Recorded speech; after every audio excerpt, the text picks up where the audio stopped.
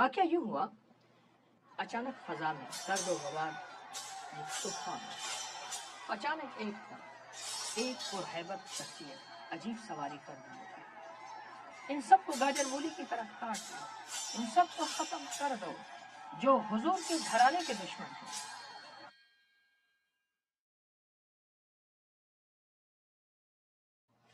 آج میں آپ کو ایک عجیب واقعہ سناتا ہوں۔ شہنشاہ ولایت واقعہ کربلا، جن کی وجہ سے عزتیں، وقار، شان و شوکتیں ملی، شہزادہ اہل بیت سیدنا حسین سلام اللہ رضوان اللہ تعالی علیہ اجمعین، ان کی خدمت میں ایک واقعہ ہوا۔ تاریخ نے اس کو لکھا ہے، مستند کتابوں کے ثبوت میں یہ بات موجود ہے۔ آئیں اس واقعے کو دیکھتے ہیں۔ وہ واقعہ کیا ہے؟ واقعہ یوں ہوا کہ آپ کی خدمت میں ایک جن حاضر ہوا۔ واقعہ کربلا کی گھڑی ہے، نفسا نفسی ہے، اپنے ہی چھوڑ گئے، حق و باطل کا نظام ہے اور ہر طرف تیر و تفن کی آواز ہے، کچھ چیخیں ہیں، کچھ پکارے ہیں اور کچھ اس طرف سے اللہ اکبر کی صدائیں ہیں۔ کیا منظر تھا، جس منظر میں کرب بھی ہے، درد بھی ہے، لیکن شہداء کی عظمتیں بھی ہیں۔ اسی واقعے کی اس کیفیت کے اندر اچانک فضا میں گرد و غبار کا ایک طوفان اٹھا، جیسے زمین لرز اٹھی، اور ایک انوکھا واقعہ۔ وہ کیا ہوا؟ غبار کی دھندلی فضا ہٹی تو اچانک ایک دم ایک پرہیبت شخصیت عجیب سواری پر نمودار ہوئی۔ اس کی شکل غیر معمولی تھی، سر اور ہاتھ گھوڑے جیسے اور پاؤں شیر کے پنجوں کی طرح تھے۔ یہ پرجلال وجود سیدنا حسین کی خدمت میں آیا اور مؤدبانہ عرض کیا، السلام علیک یا ابن رسول اللہ وعلی جدک وعلی ابیک وعلی امک الطاہرہ الطاہرہ سید فاطمہ رضوان اللہ سلام اللہ سبحان اللہ۔ کیا الفاظ تھے، کیفیات کی تھی۔ اے امام حسین، اے سیدنا حسین، آپ کو سلام ہو، آپ کے تمام گھر والوں کو سلام ہو۔ تو آپ نے پوچھا تو کون ہے؟ اس وقت جب ہر طرف ایک کشمکش ہے اور ہم نے شہادت کا جوڑا پہننا ہے،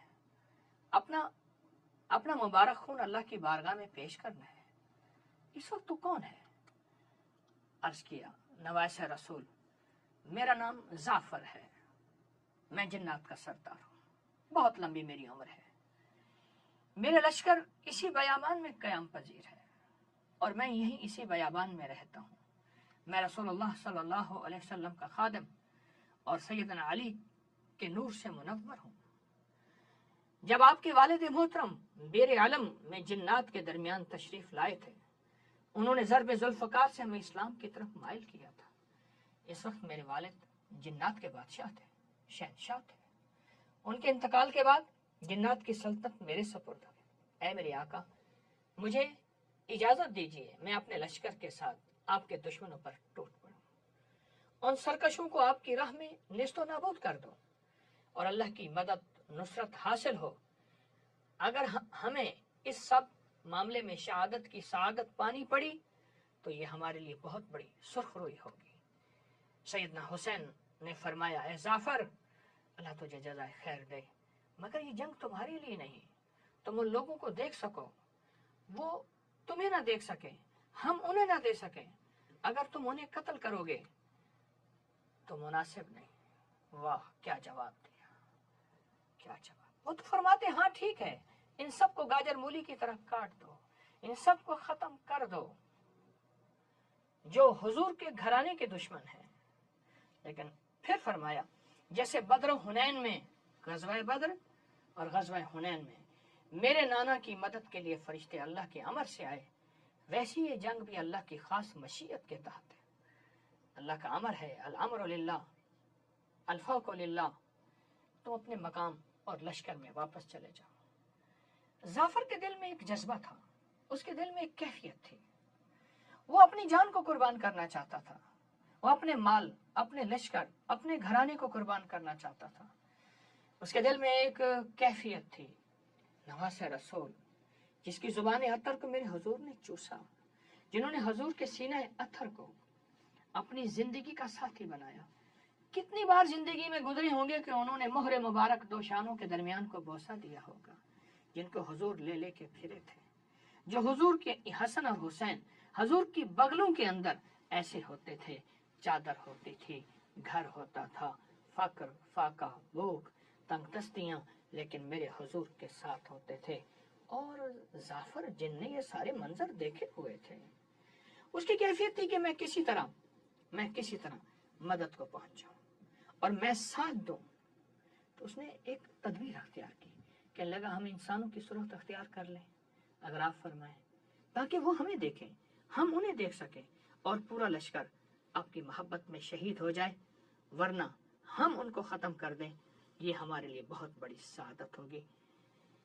سیدنا حسین نے مسکرا کر فرمایا، نہیں، جزاک اللہ خیرن اے جعفر، میں دنیا سے رخصتی کے لمحات دیکھ رہا ہوں، میں اپنے پیاروں کو مرحبا کہتا دیکھ رہا ہوں، میں اپنے نانا کو دیکھ رہا ہوں، آؤ میرے ساتھ روزے کھولو، آؤ میرے ساتھ بیٹھو، میں اپنے والد کو دیکھ رہا ہوں، میں اپنے پیاروں کو دیکھ رہا ہوں، آؤ میرے ساتھ بیٹھو اور زندگی کے لمحات ہمارے ساتھ گزارو۔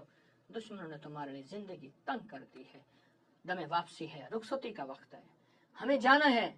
اور فرمایا، خواب میں مجھے علم دیا گیا ہے، آج میں اپنے پروردگار سے ملاقات کروں گا، بس تو میری رضا کے لیے، میری محبت کے لیے واپس چلا جا اور اس قوم سے تعارض نہ کر، مقابلہ نہ کر۔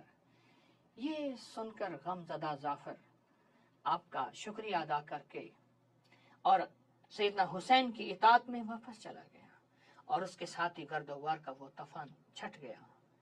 یہ واقعہ ہمیں کیا سکھاتا ہے اور یہ واقعہ ہمیں کیا بتاتا ہے؟ ایک بہت بڑی کتاب کا حوالہ دے رہا ہوں، روضۃ الشہداء کا، صفحہ نمبر 345، بہت بڑی مستند کتاب کا حوالہ دے رہا ہوں۔ یہ واقعہ ہمیں کیا سکھاتا ہے، ہمیں کیا بتاتا ہے؟ کہ زندگی میں صبر کی زندگی، برداشت کی زندگی، اپنوں کے ساتھ بھی، غیروں کے ساتھ بھی، مسلم کے ساتھ بھی، غیر مسلم کے ساتھ بھی، گھر والوں کے ساتھ بھی، محلے کے ساتھ، صبر اور برداشت کی زندگی ایک انوکھا سبق ہے۔ میں اپنا سبق اس لیے سنا رہا ہوں، میرا سبق پکا ہو جائے۔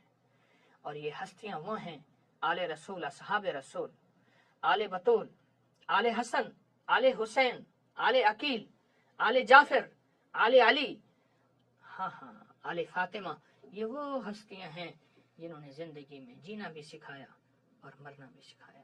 مجھے کچھ خبر نہیں تھی تیرا درد کیا ہے یا رب، تیرے عاشقوں سے سیکھا، تیرے سنگ در پہ مرنا، مجھے آ گیا ہے جینا، مجھے آ گیا ہے مرنا۔